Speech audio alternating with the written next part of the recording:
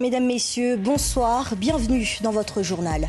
À la une de ce Guyane Soir, mauvaise surprise pour les pêcheurs non immatriculés du village chinois à Cayenne. Une opération de destruction de leur baraque par les services de l'État s'est tenue aujourd'hui.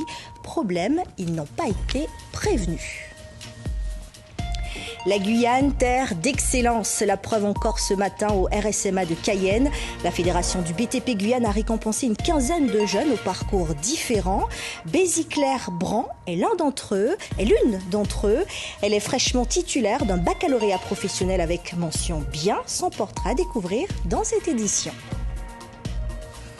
Eux aussi, ils excellent, mais dans le domaine du sport. 7 collégiens ici à la première place.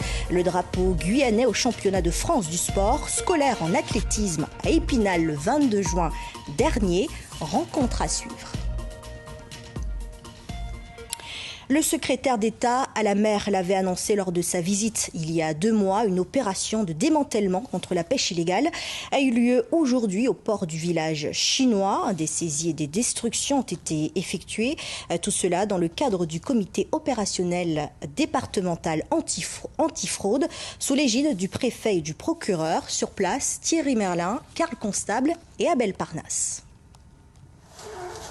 Le mini-port de pêche du village chinois pris d'assaut par un tractopelle cet après-midi. Une opération initiée par la préfecture dans sa lutte contre la vente illégale de poissons et contre l'habitat insalubre.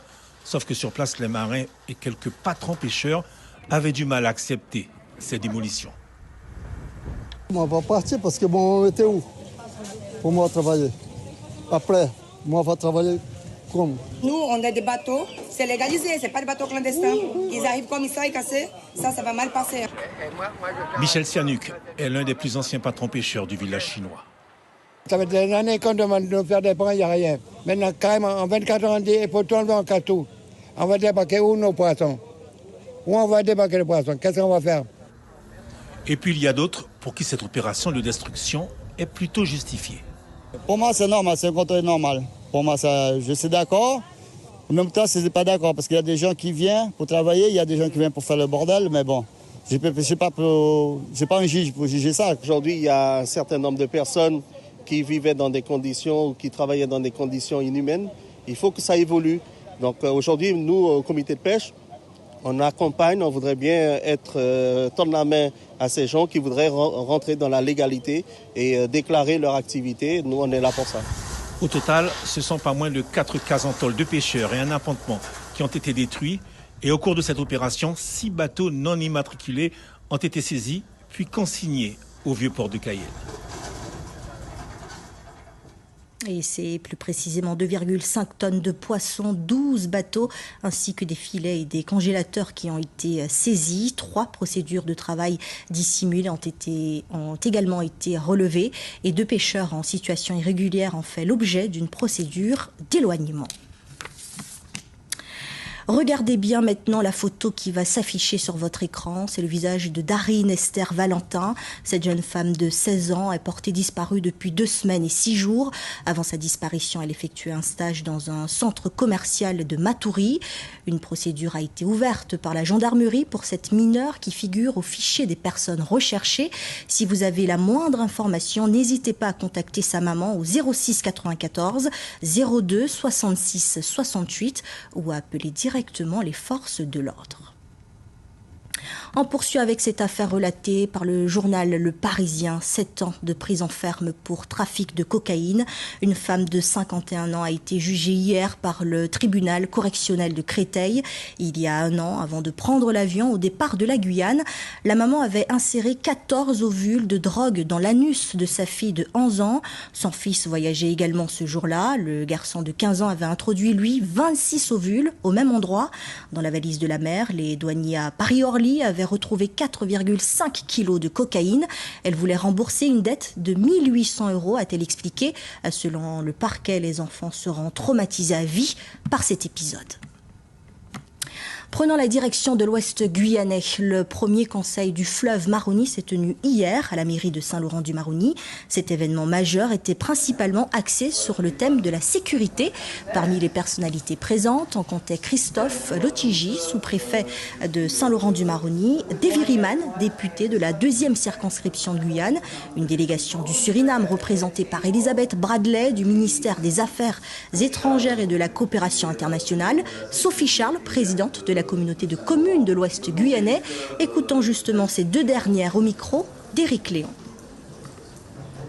Nous avons travaillé sur ce Conseil du fleuve, sur une coopération renforcée dans plusieurs domaines. Et les points d'action que sont, par exemple, la production de déchets, la gestion des déchets communs sur le Maroni, c'est un point important pour la CCOG. Et puis, cette coopération de sécurité entre les deux territoires, ce sont aussi des avancées importantes. Maintenant, on est en cours de travail. Les choses, aujourd'hui, sont là pour faire des points d'étape. Et bien sûr, nous espérons que tout ce qui a été proposé sera acté par les deux gouvernements. Nous avions vraiment les problèmes de transport transfrontalier, la gestion des déchets, la gestion de l'eau, la gestion de la santé et aussi la sécurité. Ce sont vraiment des thèmes importants qui sont traités dans le Conseil du fleuve. Nous avons démarré cette immatriculation, c'est attendu et maintenant nous sommes en train de donner les permis aux piroguiers qui va leur permettre de traverser le fleuve et faire leurs activités pendant 3 ans. Un autre sujet où nous avons fait des progrès, c'est la cale, où nous avons commencé à construire la nouvelle cale à Albina, qui doivent être livrées au mois de novembre 2023. Une enquête lancée par le Centre communal d'action sociale de Saint-Laurent-du-Maroni doit permettre de mieux définir les besoins des seniors dans la capitale de l'Ouest. Parmi les 300 personnes âgées recensées, une centaine d'entre elles a répondu à un questionnaire. L'objectif, leur proposer de nouveaux services. Terence Moy. Face à l'ordinateur, Émile répond aux quelques questions concoctées spécialement pour lui et ses pairs. Le CCAS de Saint-Laurent veut améliorer son offre de services auprès des seniors. Alors, participez-vous à des activités sportives, activités artistiques. Comme pour beaucoup d'entre eux, sa principale préoccupation reste le transport. C'est pas évident de traverser d'un bout à l'autre Saint-Laurent. Il y a quelque chose à faire.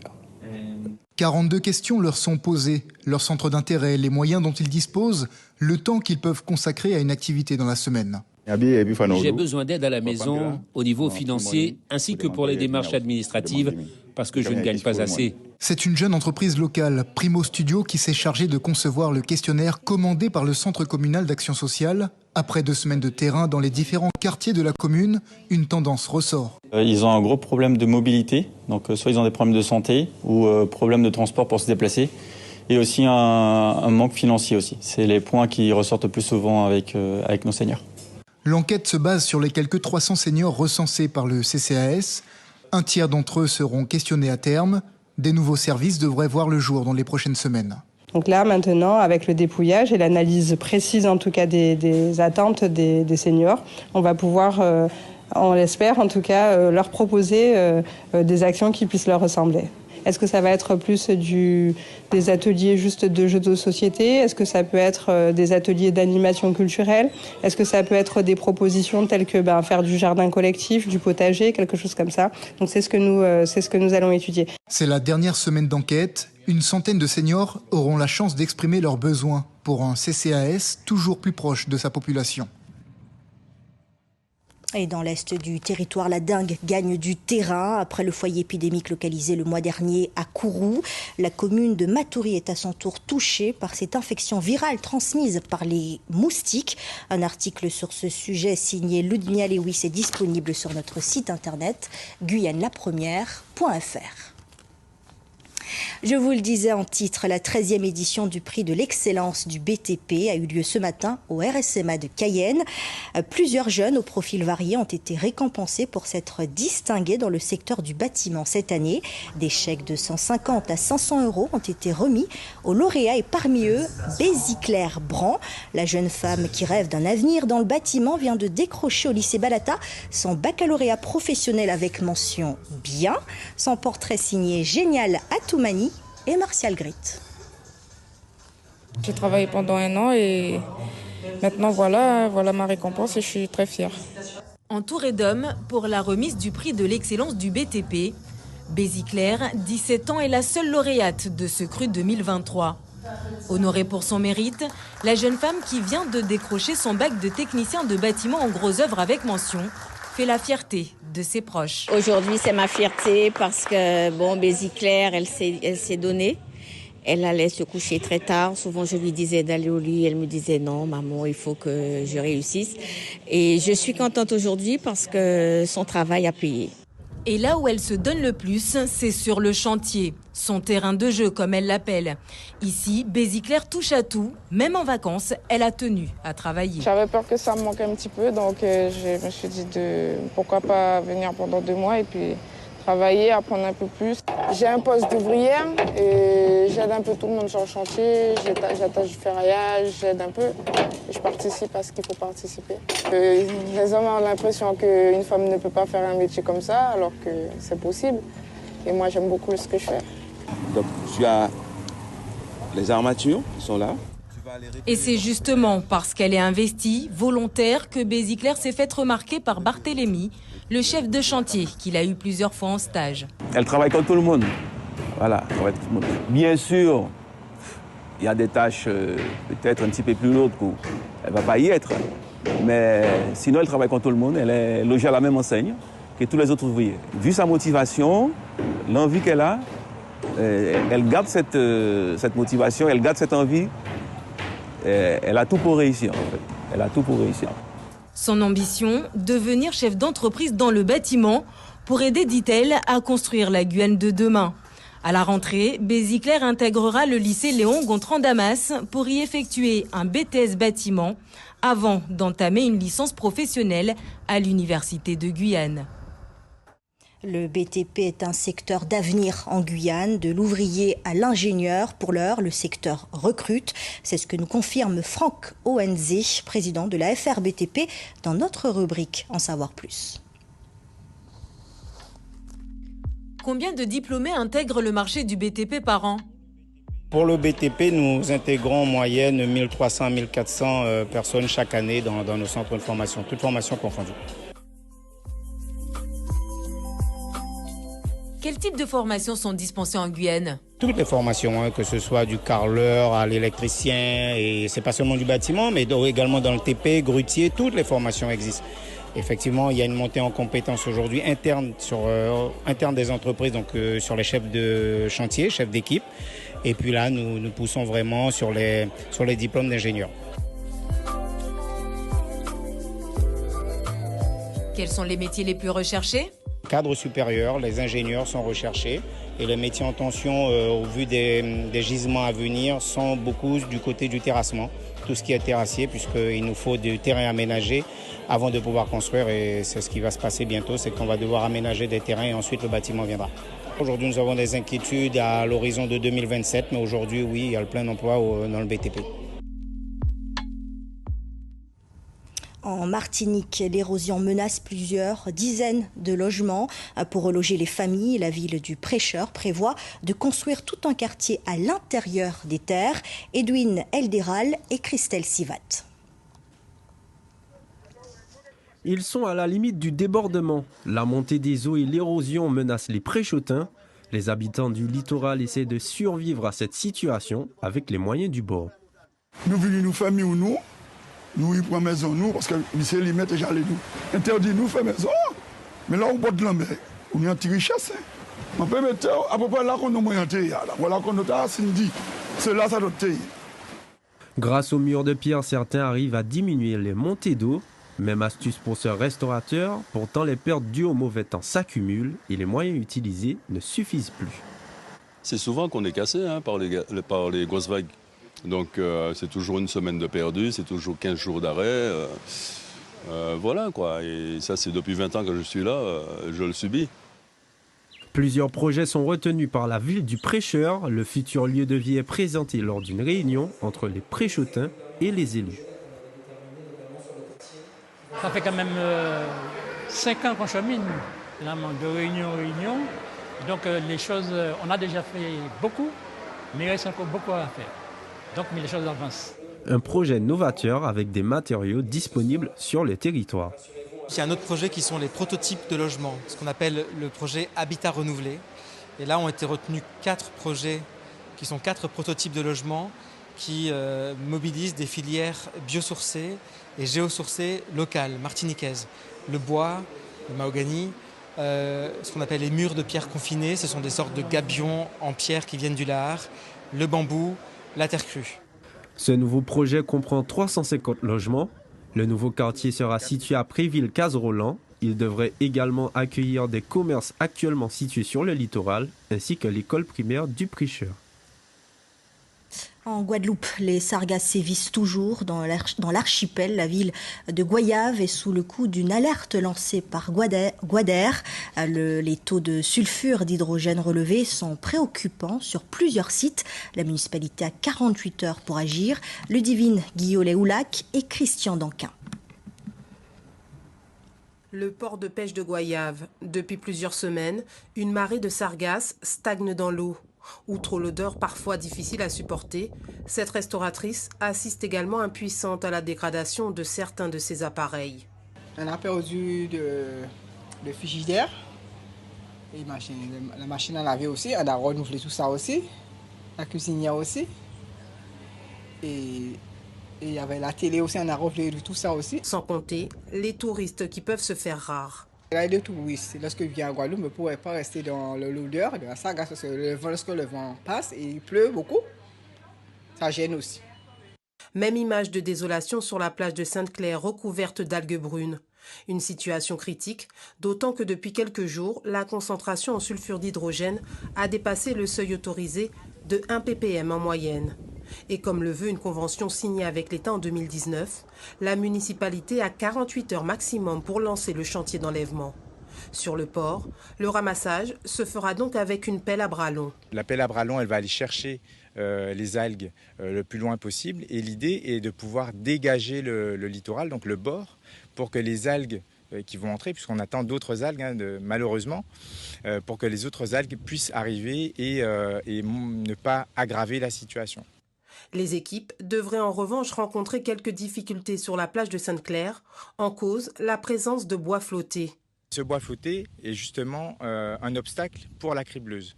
Donc aujourd'hui, nous avons des discussions avec le Conservatoire du littoral, qui est propriétaire de la plage de Sainte-Claire, pour qu'on puisse opérer au ramassage du bois flotté. Ce sont des troncs, ce sont des troncs d'arbres en grande quantité, de sorte à pouvoir libérer l'espace et pouvoir opérer à la collecte des algues. Les travaux de ramassage devraient ainsi débuter dès ce week-end. Retour en Guyane, 7 athlètes du collège Omé-Batobo à Kourou ont décroché la couronne de champion de France du sport scolaire en athlétisme. C'était à Épinal dans l'Hexagone le 22 juin dernier. Allons à la découverte de ces jeunes espoirs avec Jean-Gilles Assard. Il y a des moments dans la vie qui vous marquent à jamais. Ces 7 jeunes du collège Omé-Batobo n'oublieront pas la remise de récompense de fin d'année 2023. Ils font la fierté de l'établissement pour avoir remporté le 22 juin dernier à Épinal le titre de champion de France UNSS d'athlétisme sous les yeux de leurs adversaires admiratifs. Il y en a, ils seraient un peu comme des stars. Il y en avait beaucoup, ils venaient nous serrer la main dans le stade et tout. Et ils nous disaient qu'on était très rapide. Voilà. J'étais stressé, j'avais peur de perdre. Mais au final, les coachs, ils m'ont soutenu et ils m'ont aidé à faire gagner l'équipe. Une équipe composée de 4 filles et 3 garçons. Nilia, Shaina, Afoutini, Zia, Rodrigo, Adrien et Elijah. Ils rentrent dans l'histoire de l'athlétisme guyanais. Au même titre que la génération de 2009 emmenée par une certaine Alexis Alaïs. Au collège Omé-Batobo, on sait découvrir les pépites. Pour des élèves qui s'entraînent depuis 1 an ou 2, certains 6 mois, oui, on peut parler de pépites. Il n'y a pas réellement de secret. La qualité principale de nos athlètes, c'est quand on est en déplacement sur les grandes compétitions, c'est les capacités à se surpasser. Au point de réaliser des performances de très haut niveau. Rodrigo Remy remporte le 50 mètres. Avec ses camarades, ils établissent un extraordinaire record sur le relais 4x60 mètres mixte. Cerise sur le gâteau, ils battent un autre record, celui du total de points de ces championnats réunissant 97 équipes. Ils marquent au passage l'histoire de l'athlétisme UNSS. Ils battent le record de France et ils sont pratiquement au niveau du record de France fédéral du 4x60 mètres, Benjamin garçon. Et nous, donc, on a 2 filles, 2 garçons dans l'équipe. Peut-être un jour ce petit reportage ressortira parce que certains d'entre eux, on a de bons espoirs de les voir au niveau top national senior et pourquoi pas au-delà, au niveau international. Ouais. Voici donc une nouvelle image de jeunes qui gagnent, loin des clichés négatifs. Pour le plus grand plaisir des responsables de leur collège, de leurs parents, mais aussi du Toucan Athletic Club et de l'athlétisme guyanais. Ouvrons une page culture à présent. 2e édition du festival artistique Talent d'Armire à Remiremont-Joly. Une édition élargie à 19 artistes et 92 œuvres. La municipalité, dans une démarche de faire de Remiremont-Joly une ville d'art et de culture, a présenté à son auditoire un vaste programme dont le chantier de mise en place de lieux et de supports a déjà démarré. Parmi ces temples artistiques, l'hôtel de ville où se tient cette vaste exposition depuis cet après-midi et pendant 3 jours. Les images sont signées Clotilde Séraphin-Georges.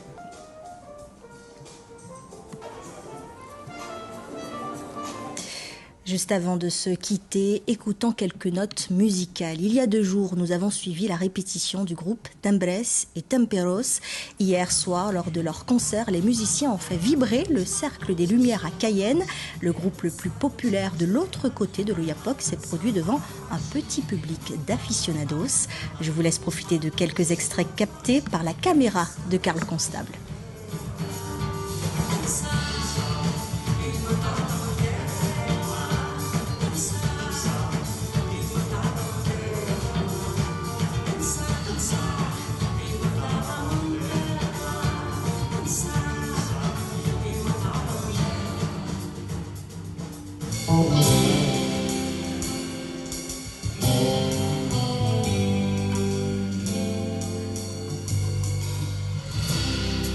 Quem nunca viu o Amazonas nunca irá entender a vida de povo.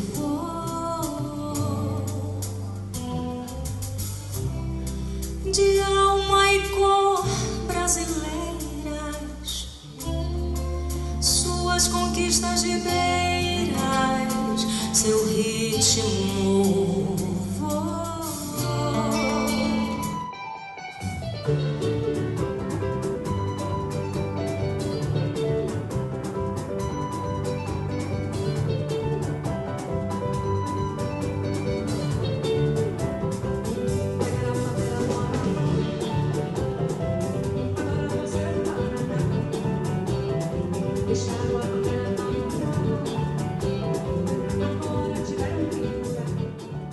Voilà, c'est sur ce rythme entraînant que s'achève votre journal. Merci d'avoir été avec nous. Charlie Torres vous donne rendez-vous demain en radio dès 6h. L'information est également en continu sur notre site internet. Passez une très belle soirée. L'info continue sur les réseaux sociaux et sur notre site internet lapremière.fr.